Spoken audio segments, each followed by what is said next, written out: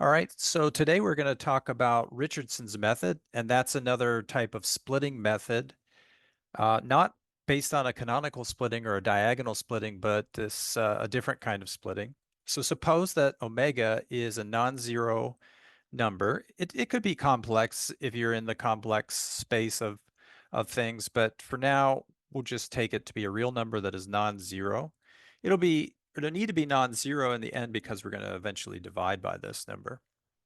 So we're going to consider the following splitting of the coefficient matrix A, the thing that's of interest to us. Remember, always in the back of your mind, you're thinking that we want to solve a problem like A times U equals F. So that's what we're going for. And now we're going to try to come up with a linear iterative scheme that will do this for us. So we're going to take A and we're going to add and subtract omega times the identity. And we're going to add A as well. And so, of course, the whole thing is just equal to A to begin with. But now we're going to play our usual sort of game. And we start off with the system that we're interested in solving. And we put in our newly split A, and we're going to peel one part off and take that to the left-hand side, and the other parts we're going to move to the right-hand side. And the idea is we're knowingly doing this in such a way as that we're going to eventually replace this with k plus 1 and replace this with k. And that'll form the basis of our linear iterative scheme. So Richardson method, as I just said, is obtained from this by doing exactly those two replacements. And so again, we're going to show is a general linear iterative scheme. And the way we do that is we've got to identify what is the B matrix, and then once we identify the B matrix, we can figure out what is the error transfer matrix, and so on. So how do we figure out the B matrix? Well, it doesn't take too many manipulations, purely algebraic manipulations, to show that Richardson's method has, if we define it that previous way, an iterator matrix, which is defined as omega inverse times I. Omega inverse times I. And that means the error transfer matrix is, well, it's always defined as I minus B times A. And so in this case, it becomes I minus omega inverse times A. You don't have to put the identity in there that's sandwiched in there because identity times the A matrix is, again, the A matrix. And the iteration scheme is, of course, now that we've identified B, it has to be nothing more than or less than that, because remember what our general linear iterative schemes look like.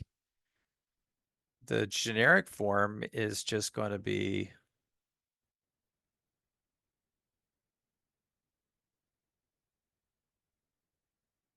and we can write this in an equivalent way that's often useful to keep in mind. It's just U plus B times the kth residual. Okay, so that's an equivalent way of writing that. So now that we have understood or identified what is the B matrix, then our linear iterative scheme is that. Now, we've used one method to analyze the linear iterative schemes up to this moment, and that was based on the infinity norm and assuming that the stiffness matrix, or not the stiffness matrix, but the coefficient matrix A, is strictly diagonally dominant in the row-wise sense.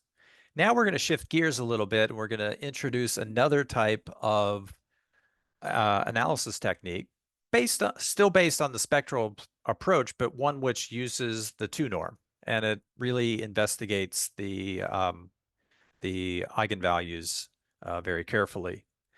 So the other assumption that we're going to make in order to use this methodology is to assume that A is symmetric positive definite. So let's see what happens in this case. Oh, by the way, so what do we know again about a matrix A if it's symmetric positive definite? Well, we know that its eigenvalues are real because of symmetry, and the positivity means that the eigenvalues are all positive. And so we can start with that and carry on our manipulations. One other thing I want to point out is if we know what the eigenvectors of A are, then they're going to be the same eigenvectors for the T matrix. Or in other words, the eigenvectors for the T matrix are the same as the eigenvectors for the A matrix. And it allows us to calculate very quickly and easily what are the eigenvalues of the T matrix, which is what is important for us. So let's get right into this theorem on the convergence of Richardson's method based on those ideas that I just mentioned. Suppose that A is SPD and it has the eigenvalues lambda 1 to lambda n, and we're going to number them in the order of increasing order, I guess, the smallest one being lambda 1 and the largest one being lambda n. We know that all of the eigenvalues are real and positive. If we only knew that they were complex, then we couldn't put an ordering on them. So because we know that they're real, we can put an ordering on them, and we know that those eigenvalues are positive. Then we can show that Richardson's method converges unconditionally if and only if omega, that is the parameter that's still free in Richardson's method, the one that's undetermined, is somewhere between 0, not including 0, and 2 over lambda n being the largest eigenvalue. So somewhere in that range of numbers, then we're going to be guaranteed that the method is going to converge unconditionally. It doesn't matter what is the starting value, we're always going to get convergence. So if this happens, then we have the following error estimate that we can obtain directly. The error at iteration level k, measured in the 2 norm, is less than this number rho, which turns out to be the spectral radius. Although I would say usually if we want to make sure you understand it's a spectral radius, would write something like rho of A, right? We'd put A in parentheses. But here that A is kind of understood. It is the spectral radius of A. Raised to the k power times the initial error measured in the 2 norm. Now, the spectral radius depends on the choice of this parameter, this free parameter omega, which defines Richardson's method. Remember, it's just the omega parameter really that defines Richardson's method. And we can actually calculate this spectral radius. It's going to be the maximum of 2 possible numbers. So the first one is the absolute value of 1 minus omega lambda n. And the other number is the absolute value of 1 minus omega lambda 1. And now this convergence result is true for any omega, which is in this range. But knowing what this function looks like as a function of omega tells us that we can make this as small, or we can minimize the size of this guy by choosing omega judiciously. There's one and only one value of omega which will do this, and that's the optimum omega, which makes this as small as possible, this value of rho. And the value of omega opt, is 2 over lambda 1 plus lambda n. So this is like the reciprocal of the average of the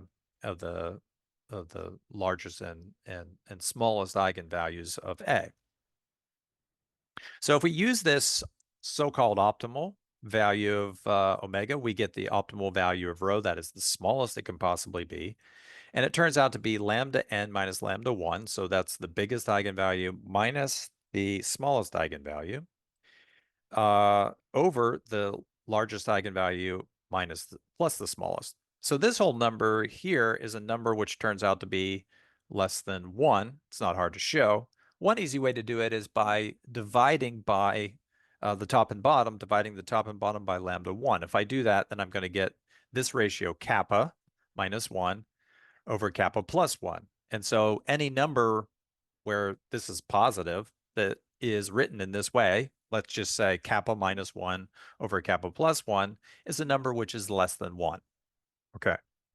So this ratio, of course, is nothing more than the condition number of this matrix. And the reason it's the condition number is because Whenever a matrix is symmetric and positive definite in the Euclidean sense, then the condition number, which is, I don't know if you remember this, but the condition number by definition is the 2 norm of A times the 2 norm of A inverse.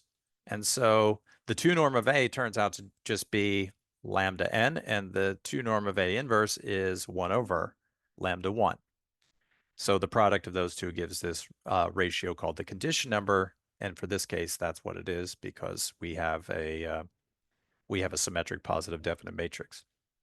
Okay, so let's prove this. There's two directions for this proof because we have an if and only if here. So if it converges unconditionally, then we know that omega must be in this range. And if this omega is in this range, then we know that it must converge unconditionally. So those are the two directions that we should aim to prove. So we're going to start off by, in our background, just assuming that A is SPD. We know that all the eigenvalues are positive real numbers. And of course, as I stated already, lambda n is the same as the 2 norm of A. We also understand that the error transfer matrix for this this case, did I write that out correctly? So error transfer matrix, this should be omega inverse. So I think I have a typo here, right? So this should be, aha, let's see. I might have put the, I might have put the, I might have put a proof in here that is not quite right. So somewhere I've screwed something up, right? So,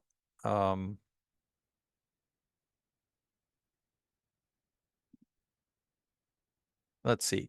I think what I did was I used a proof which was where the B matrix was actually equal to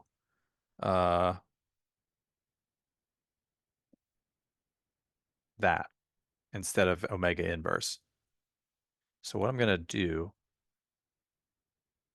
I think that's what I've done. We'll see in a moment. I think that we should be putting omega here.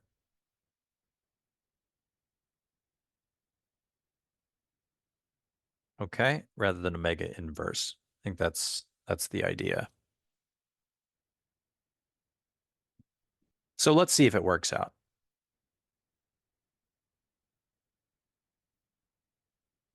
So let's go on that assumption and see if the proof now makes sense. I think that's the source of my error.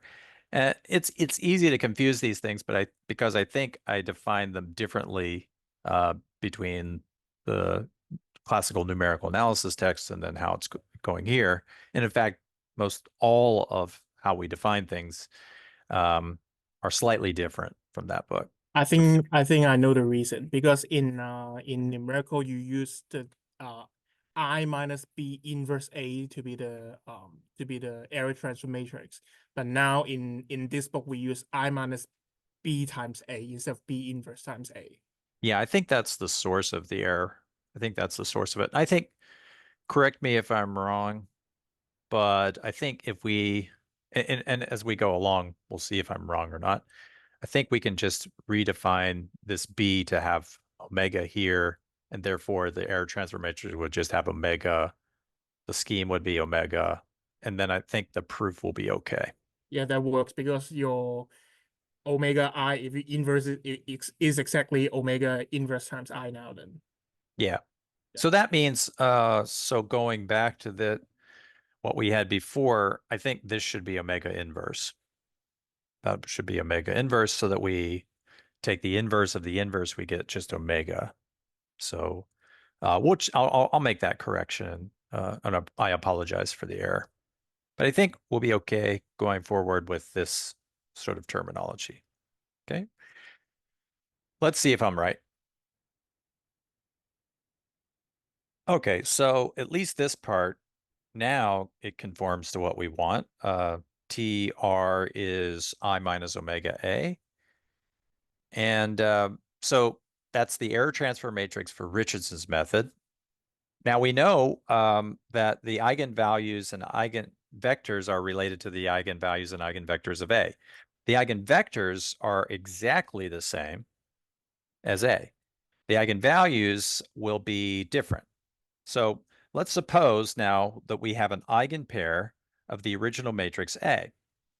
It's not hard to show then that this is an eigenpair of A if and only if these new I numbers that I'm going to introduce, 1 minus omega lambda I, is an eigenvalue together with this eigenvector W.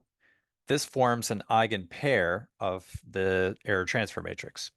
Okay, so I think that should be fairly easy to show.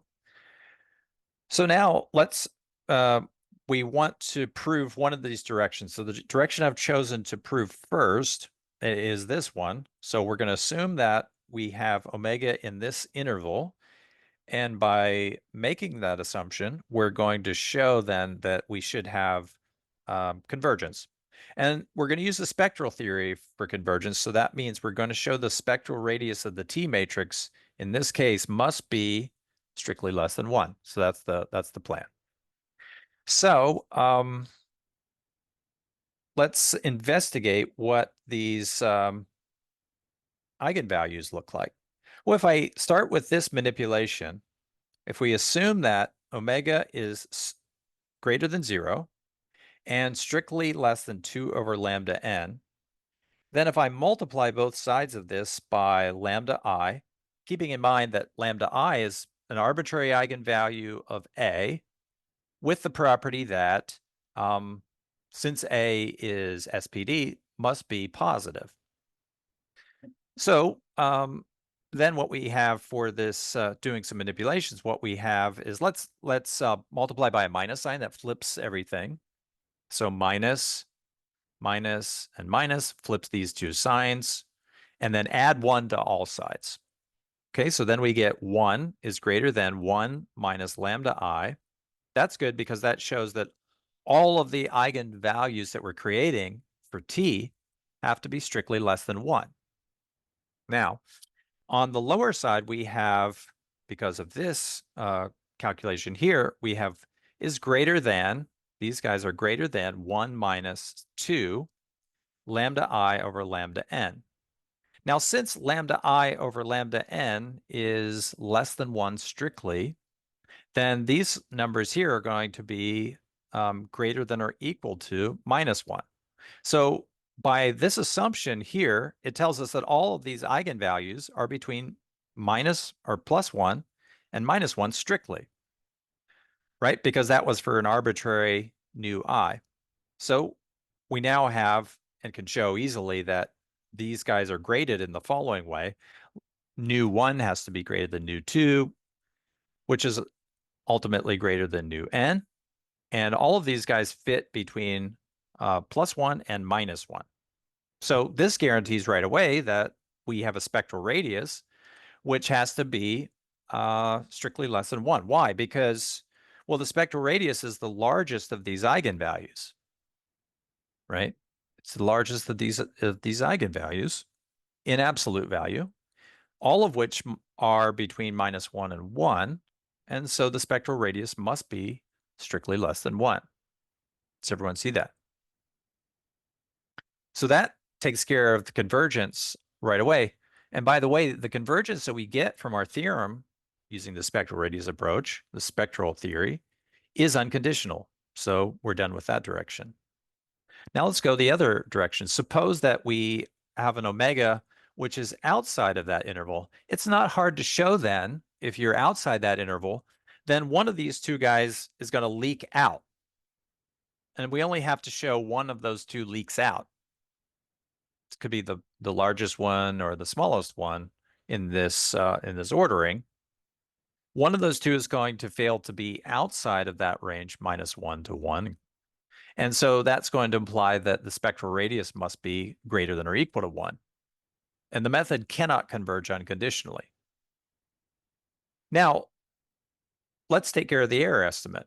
Now, by consistency, we can measure the 2 norm of the error at iteration level k, and we can use consistency to break off this guy here and this guy, right? So the consistency actually says that this is less than tk 2 norm and E0 2 norm.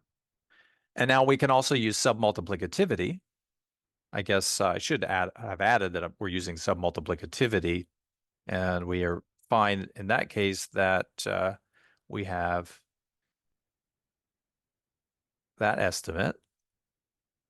And now we know that because T is, it's not necessarily positive definite, but it is a symmetric matrix.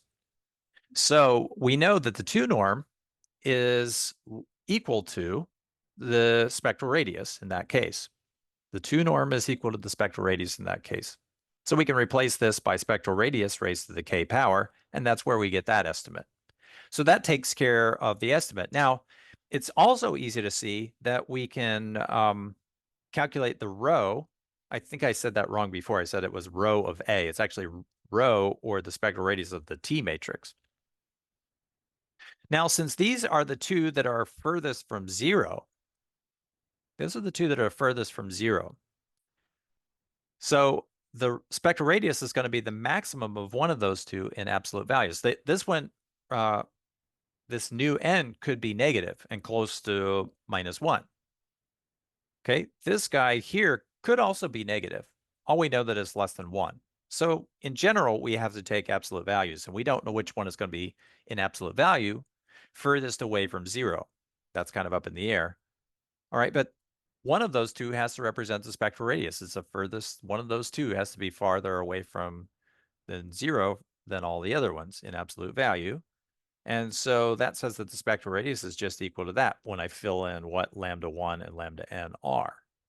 Okay, no problem there.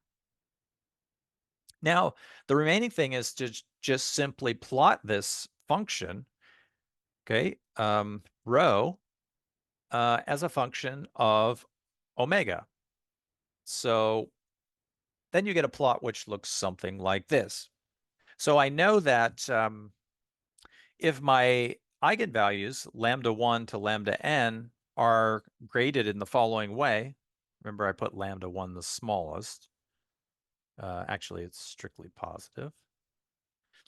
And lambda 2, lambda blah, blah, blah, up to lambda n, goes like that. All right, so if I take the reciprocals, then they go in the reverse order, right? So the reciprocal of lambda 1 is bigger than the reciprocal of lambda 2, ...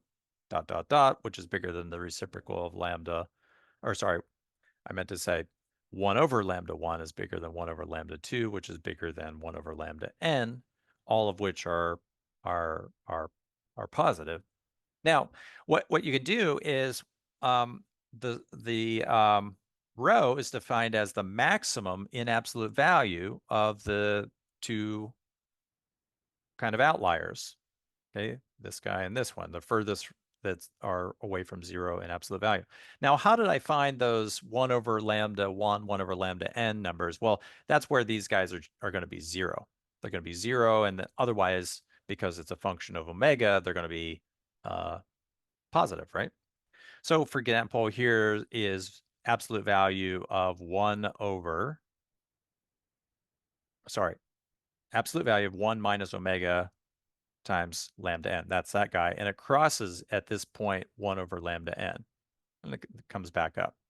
So it's not hard to see that when I take the maximum of the first and the last one, well, corresponding to the last one, since it touches over here, and all of them, whenever omega is equal to 0, cross at 1, then what I have is the upper envelope for this function is given according to this lambda 1 function. And then when I go down here, come back up, and somewhere it crosses this guy, and now this one becomes the maximum, namely that part there. So the function rho is just this v function. And all we have to do is go to the trough or the bottom of that v function, So it's a non-smooth optimization problem. It's kind of like a bang-bang optimization. And it's easy to see that this guy has a minimum somewhere. And it's not hard to show that precisely that minimum is at omega naught. Omega naught turns out to be where these two guys, these absolute values, cross, these absolute value functions. And one of those you multiply by a minus sign, the other one you don't. For example, this one, there's no minus sign. This one, there is a minus sign. Let me see if I got that right. I think it's the reverse, but it doesn't matter because I screwed them both up so they get so this one here, you have to apply the minus sign. And this one here, let me see, is that right? Um, I'm actually screwing it up, but I'm right here. So if you do the algebra, you'll find out that you multiply one of these guys by -1 and the other one you don't, and then you set them equal. And so that's how you determine omega. So you can find out from the picture which one is correct, but it doesn't really matter which one you do because if you screw one up, you've screwed the other one up, and you screwed them up in the same way by a minus sign, and they're still correct. The So easiest way is to look at the y-intercept. The one that has 1 is the one that should not be multiplied by -1. yes, that's Yeah. right. So that one would be this one, right? Yeah. Actually, they both have one. So No, the y. other one, if you extend it, the y-intercept is -1. Oh, okay, yeah, that guy. Yes, you're correct. Good job. Good job. Okay, so it's this one that gets the negative. So that one should be lambda, sorry, omega lambda n. So see, I did screw that up, didn't I? So it should be omega lambda n -1, and this one should be 1 minus omega lambda 1. But as I said, I got the signs wrong on both of them, so I actually got the sign right. So two rights make a wrong, or two wrongs make a right. That's it. Two wrongs make a right. Any case, it is correct. When you solve for omega optimum, you get this inverse mean. When you plug it into rho, and you're just finding out, well, what is that crossing value? And that crossing value works out to be this number. Okay, so just plug in and you'll see that. So that gives me my optimality for Richardson's method. And the way you understand it is the easiest way is through this diagram. Although I confess, at first glance, the diagram is kind of the plot is kind of complicated and difficult to understand. But if you think about it, it comes out. All right, so let's move on to our next topic, which is additive and multiplicative and symmetrized versions of the general linear iterative scheme. And what is the idea here? Well, the idea is if we have, let's say, 2 or 3 general linear iterative schemes for a matrix A lying around, those are defined by 2 or 3 iterative matrices, right? Iteration matrices or iterators. So let's say we have B1, B2, B3 lying around because we have 3 methods. Well, what we could do is through these additive, multiplicative, and symmetrization processes, we can combine them together and to produce one new method which can rule them all or be better than the previous ones. Well, that's the idea or the hope, but it doesn't always work out that way. There are 3 main methods where we can take iterator matrices and combine them together, or equivalently, 3 different ways we can combine general linear iterative schemes together. And the first one is through what's called additive combination. Okay, or we can take these guys and we can essentially add them up to get a new method. That's kind of essentially what we're doing. The second one is by what's called multiplicative combination.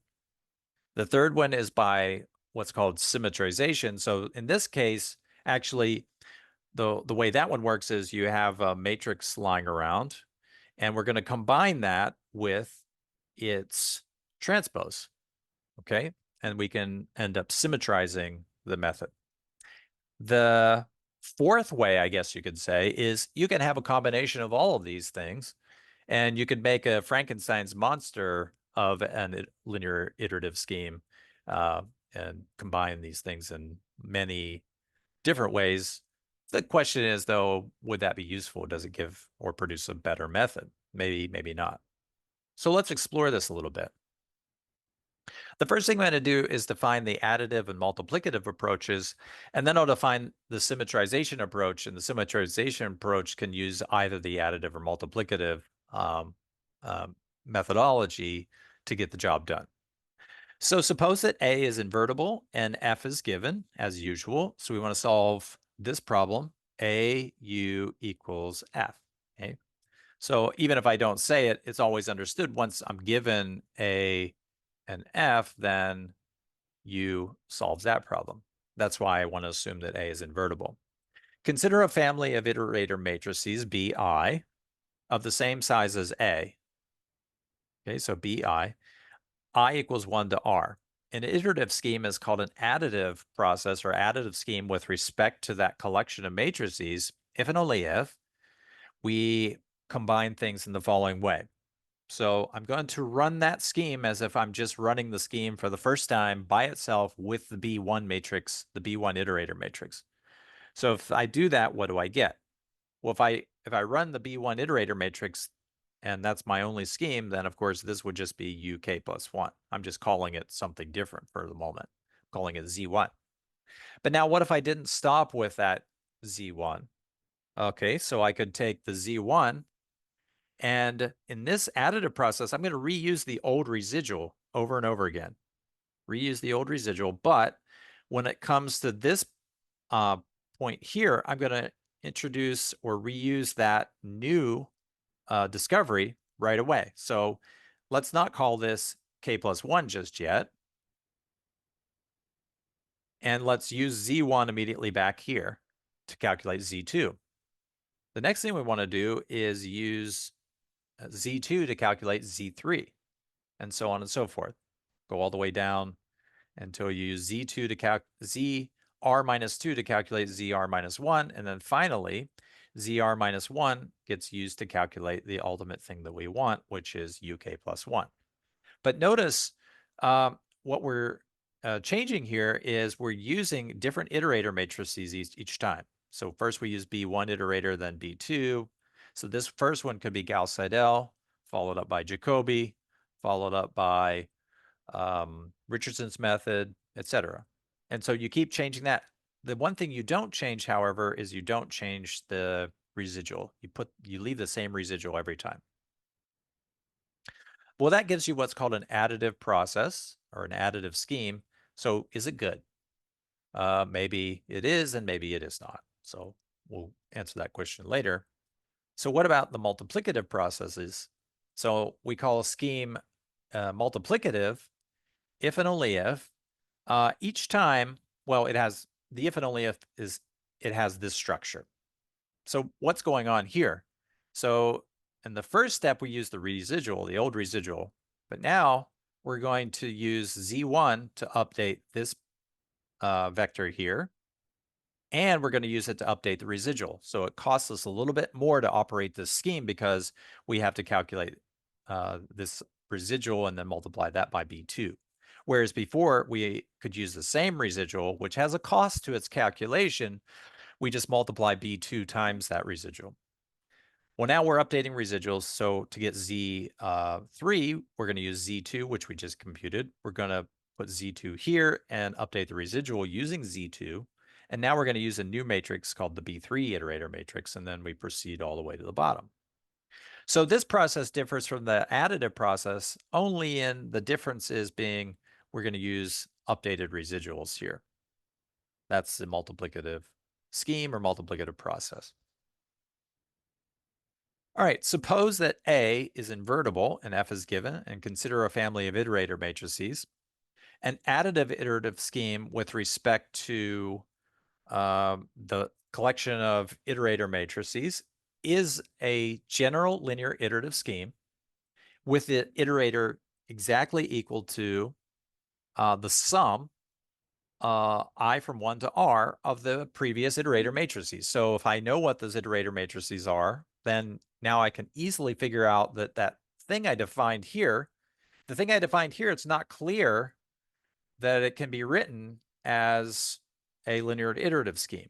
What would I need to make sure it is a linear iterative scheme, I would need to be able to identify the iterator matrix. In other words, I'd need to figure out what is this guy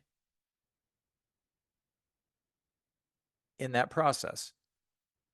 So identify that, and if I can find such a matrix where the update is really just given by that formula with this sort of mystical guy, then I know that it is a general linear iterative scheme. And the proposition says there's nothing mystical about it. The additive iterative scheme is a general linear iterative scheme, and it has that iterator matrix. All right. It turns out the multiplicative iterative scheme is also a general linear iterative scheme. And but this one is a little more complicated. It's a little more complicated. So the way you calculate this is the iterator matrix is computed according to a kind of recursive formula. So the way we calculate the recursive formula is B1, B1 tilde, we're going to set to B1. And then we're going to calculate B2 tilde next. And the way we calculate B2 tilde is you add to that B1 tilde plus the original B2 minus the original B2 times A times B1 tilde, the one that I just computed through the previous step. So this guy, this B tilde I, can always be calculated from knowing. So what we do is we calculate the stream. So you have B1. Well, that's already given to you, B1 tilde. That's computed by the simple identification. Okay, equals. And then we know B2, and we can calculate B2 tilde by knowing these two guys. Zip, zip, right there. And then we know B3. Of course, that's just given. How do we compute B tilde 3? Well, that's given to us by knowing what B2 and B2 tilde are. Actually, I said that wrong. It's actually given to us by knowing B3 and B2 tilde. Those two determine that guy. And I said this one wrong as well. So B2 tilde is computed by knowing B2 and B1 tilde. Okay. So I need to use the same level for that guy, original B matrices, and then I need to go back one level for the tilde matrices. So this is one of those homework exercises which I'm going to ask you guys to work out. Can you prove this? And maybe it uses something like a simple induction step to do. Okay, you want to show that if I have R levels, then if I put in this ultimately at the end, you get this B tilde R, and it's B tilde R, which gives you the overall iterator matrix. And then you say, okay, well, suppose I have a linear iterative scheme given by this process.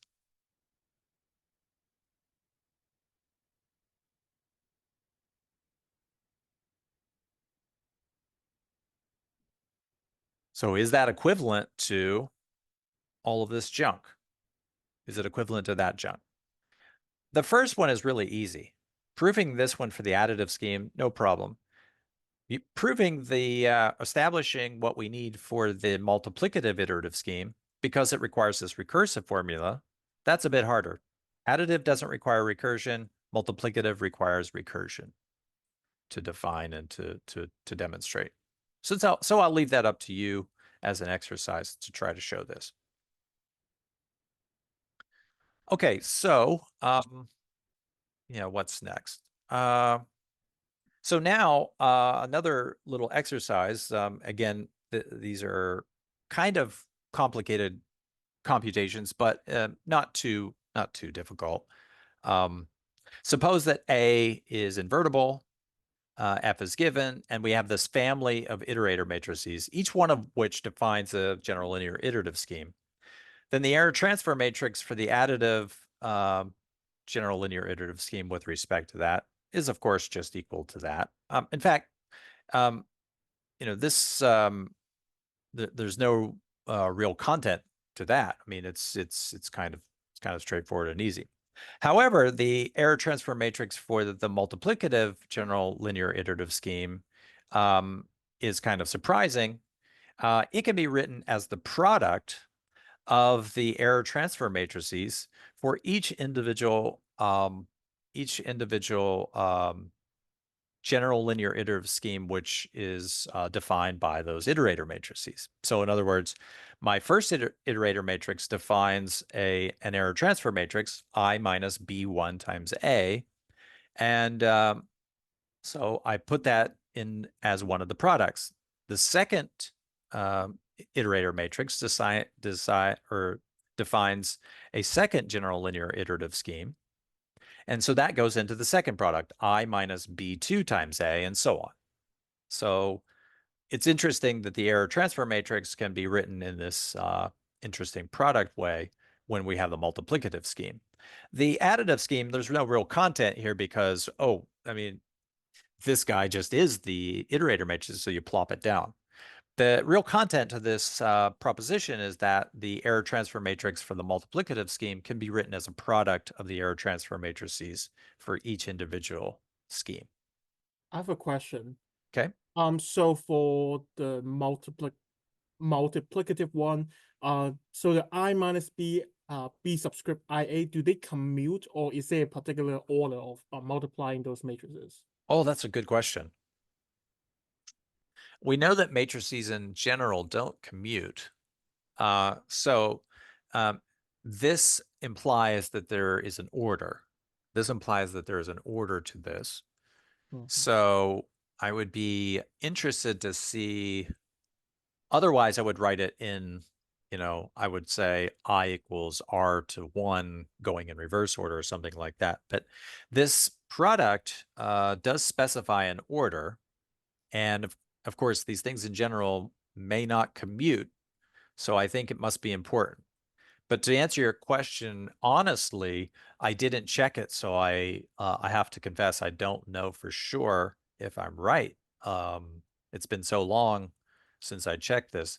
But in general, order should matter. So unless it's something like Richardson's scheme and the eigenvalues are all the same, or eigenvectors are all the same, then you get some commutation.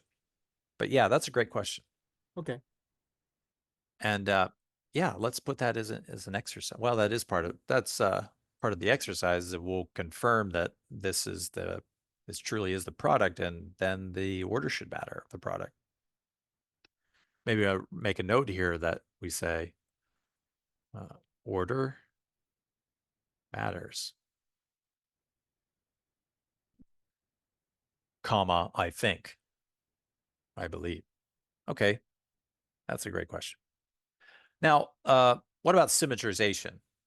So oftentimes we have and this happens with the Gauss-Seidel process, we have a method which has an iterator matrix which is non-symmetric, even when the coefficient matrix A to start with is symmetric. So this happens with Gauss-Seidel. With Gauss-Seidel, even if you start with a coefficient matrix which is symmetric, the iterator matrix may not be symmetric. So this gives us a way to symmetrize that if that's desired, to symmetrize that process. So the idea is we start with a generic general linear iterative scheme with iterator matrix B. Then we can symmetrize it through a multiplicative process. And if we do that, we get what's called the symmetric multiplicative general linear iterative scheme. And I hate it that my acronyms are getting so long. The SMIGLIS, symmetrized multiplicative general linear iterative scheme with respect to this original matrix B. Why do we say with respect to B and not B1, B2? Because there only is one B. And so what we're going to do is we're going to kind of introduce another B by taking the transpose of that original B. Okay, so we're kind of combining B and B transpose together, but in a multiplicative way. And remember, with multiplicative processes, we immediately use Z. We reuse Z here. And we also reuse Z here in the calculation of the residual. Okay, so, but in this case, the symmetric scheme only requires two steps. You have the initial stage and then the symmetrization stage. Okay, so B and B transpose. That's it. Okay, that's cool. Let's see what the symmetrization gives us. Well, we already kind of know what the iterator matrices should look like because we already have a formula, and we know that this is really just the symmetry or the multiplicative process involving B and B transpose, right? This is just a multiplicative combination of B and B transpose together.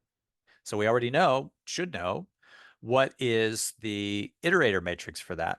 You take the original and you can add it to the new one.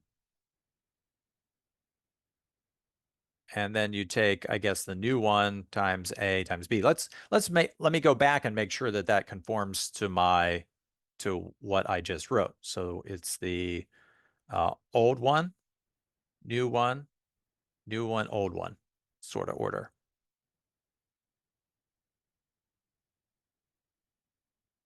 So what did I say? This order doesn't matter. So we need to have, let's see, so this would be B2. So this would be old one, new one, old one, new one. So that doesn't seem to fit, does it? And maybe I have a typo somewhere. So BB. Yeah, okay, so I have to go back and see now because that seems to be an error. Because according to what I had before, well, let me go back and check it. I'm a little bit concerned that I might have a typo, that maybe these two should be changed in ordering. Well, it'll come out when we do that. I mean, the whole point of putting together these notes is, first of all, hopefully to teach you, but to teach you the correct things. And if I'm not teaching you the correct things, giving you the tools so that you can discover what are the typos in there. Of course, I'm not embedding typos in the lecture notes on purpose. It's just my own stupidity, I guess. So one of those two seems to be wrong. So because we simply have a multiplicative general linear iterative scheme, and where we've involved for the multiplicative process just B and B transpose. So I think either this multiplication order is wrong or the previous one is, but not exactly sure at the moment. But I'll get to the bottom of it. Okay, let's go with this one. Hopefully it's right. We'll see. So the symmetrized multiplicative general linear iterative scheme should be a general linear iterative scheme with that iterator. If B turns out to be invertible, as it usually should be, then we can further re-express the iterator matrix in the following way. We can write that as B transpose times B minus transpose plus B inverse minus A times B. And that should come out simply by this writing. Okay, so for example, if I want to get this first term, then certainly the product B transpose B inverse transpose times B gives us that term. And the same with this one. So if I want B transpose, then this product of matrices gives me what I want. And then finally, that gives me that last term. So those at least 18 and 19 are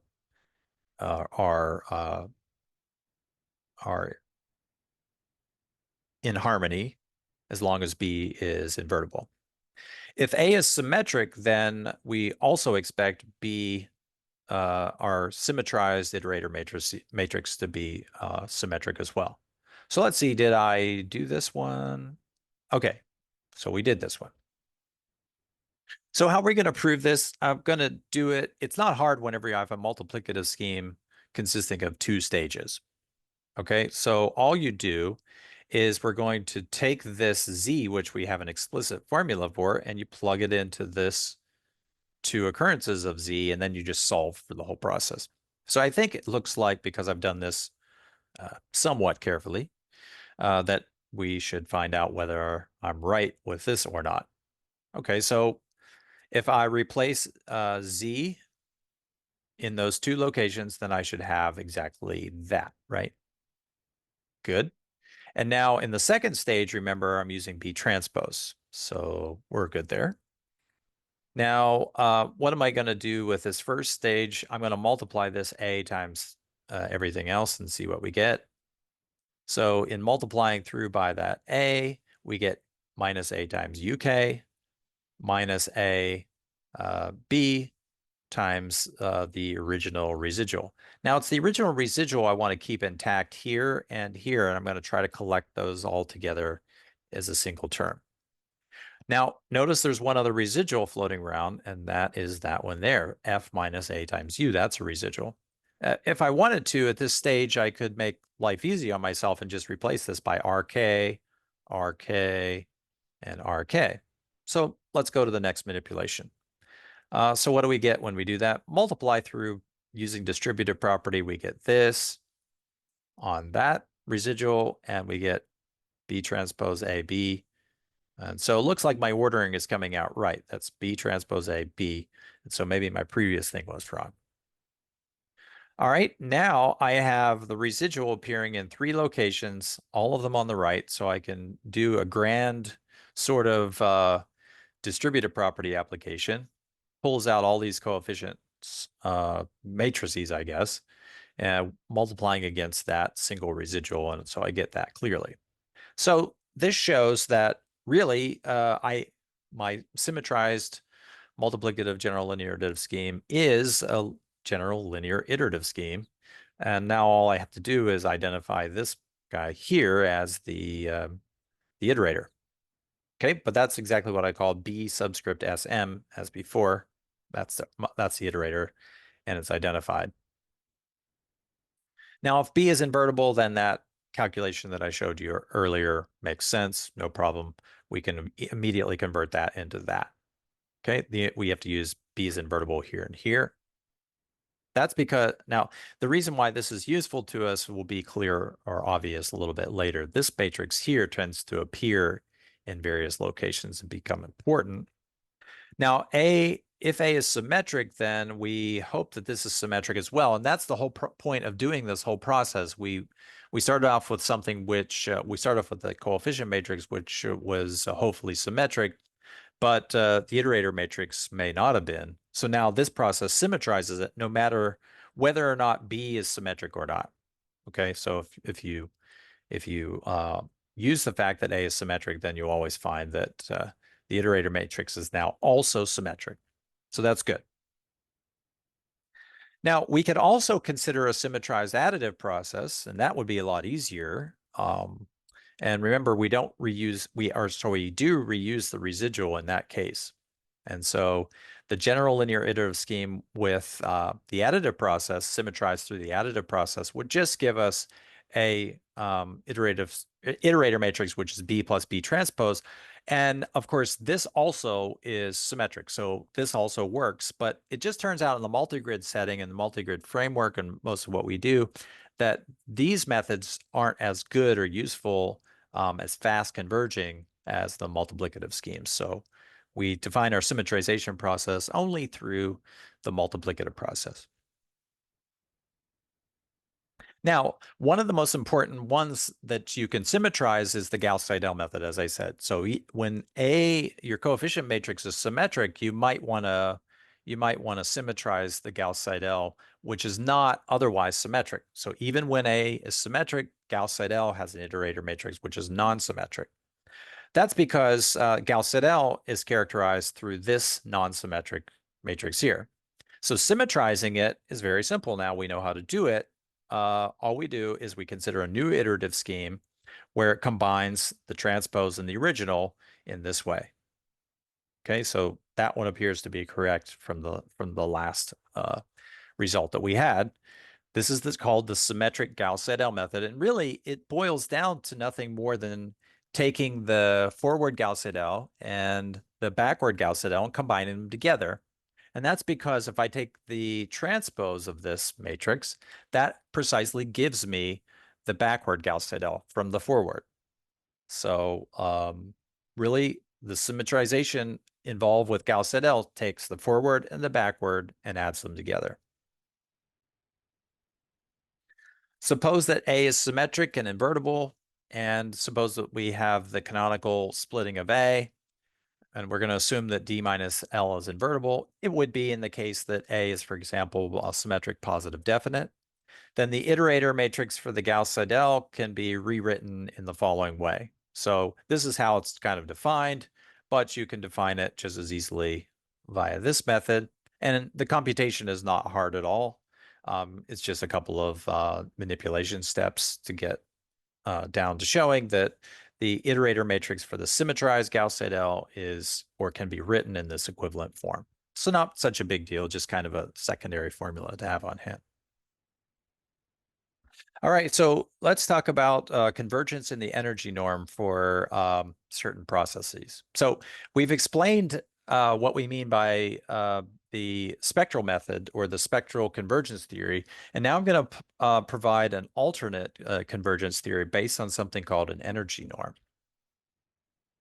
So in this whole process, we're going to suppose that the coefficient matrix A is SPD. If we can do that, then this class of problems that we run into is kind of a nice class of problems. There are a lot of things we can say about it if A is SPD. And you'll probably remember that from the discussions that we had in the classical numerical analysis course 571 and 572. If A is symmetric positive definite, then this system has a lot of nice and interesting properties. One of which is that we can use the coefficient matrix to define what's called an energy norm, which tends to be a good norm in order to work, or in which to work, or with which to work. So here's the energy norm.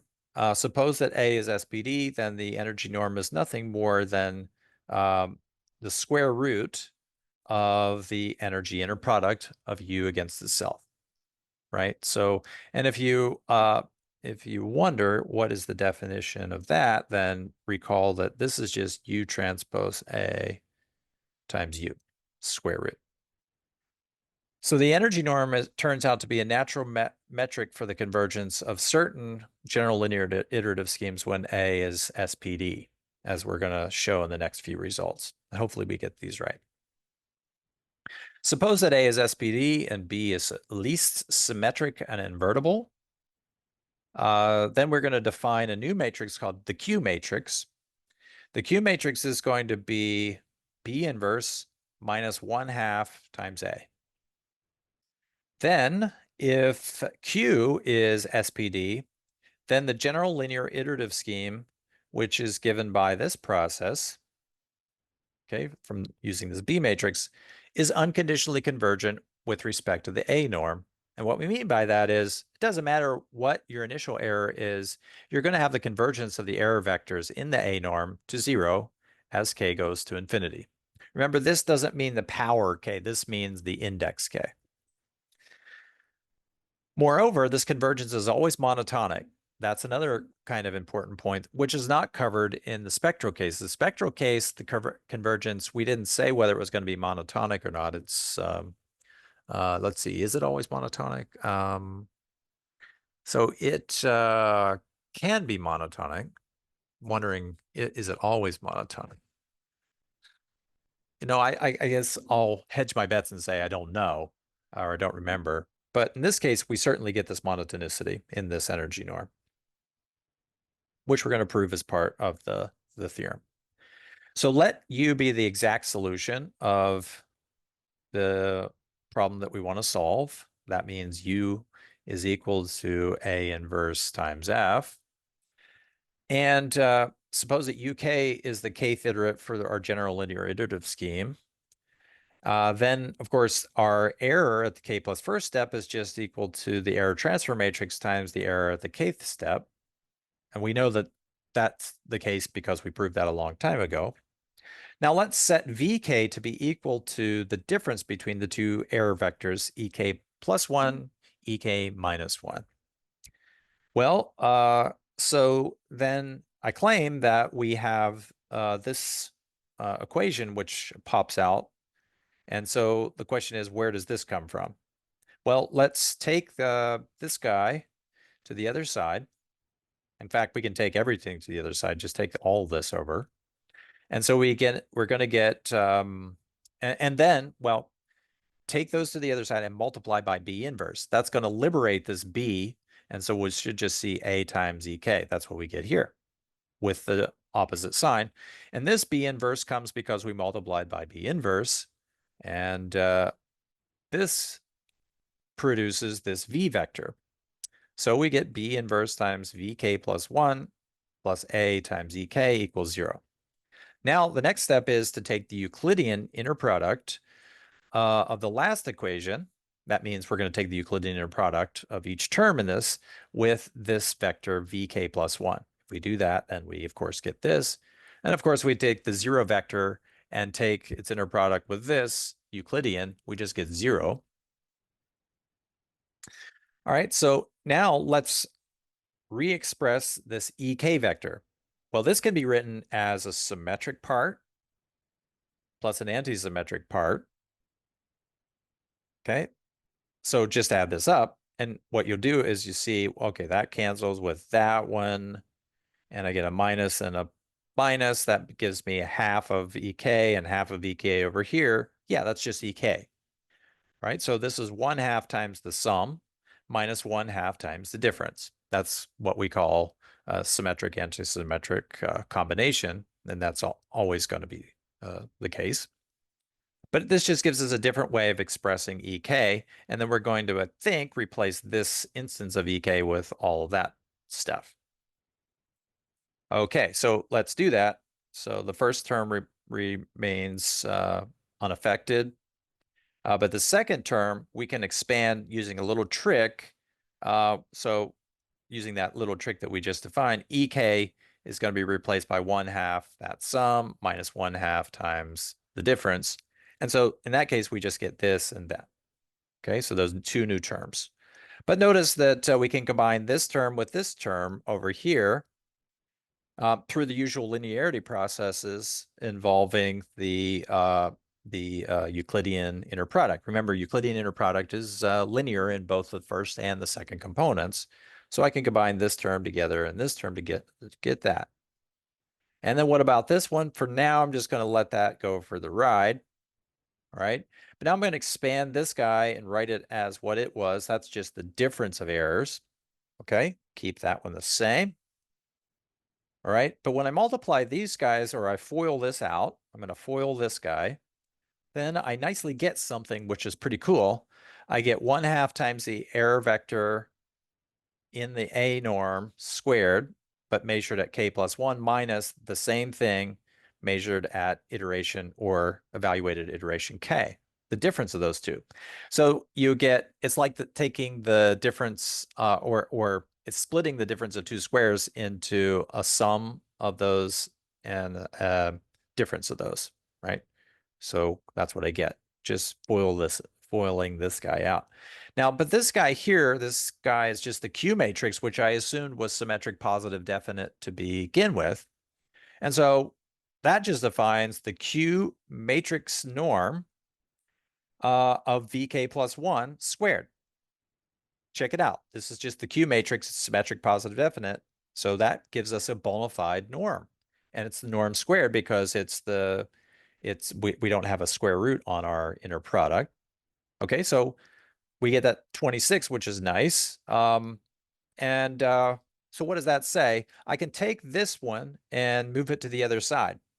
Move that guy to the other side where that 0 resides. And what does that show?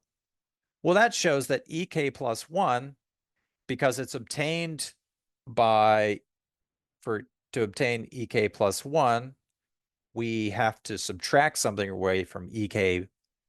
And so that says that EK plus 1 is actually smaller than the error that we measure at K. All right, so that doesn't matter if I have the square or the absence of the square. Now I can take the square root to get that. So that shows that this sequence is a decreasing sequence of non-negative numbers, right? Because if I take the norm of a vector, I get a number. And so it looks like that is a decreasing sequence. It's going down as I increase k. So as k increases, this guy is going down.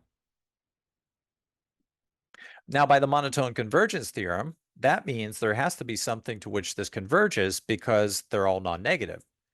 In fact, that the number to which it converges has to be a non-negative number. So this sequence of numbers has to converge to that non-negative number as k goes to infinity. That's it. That's the monotone convergence theorem. But we can pass to the limit now for this guy in 26, okay? Because we now know that this is converging. So that has to converge to 0, or sorry, that has to converge to gamma squared, and that has to converge to gamma squared, and the difference converges to 0. But that tells me something about this guy. That means the only place that can go is that also converges to 0. All right? But if a vector in norm converges to 0, that means the vector itself is converging to the 0 vector.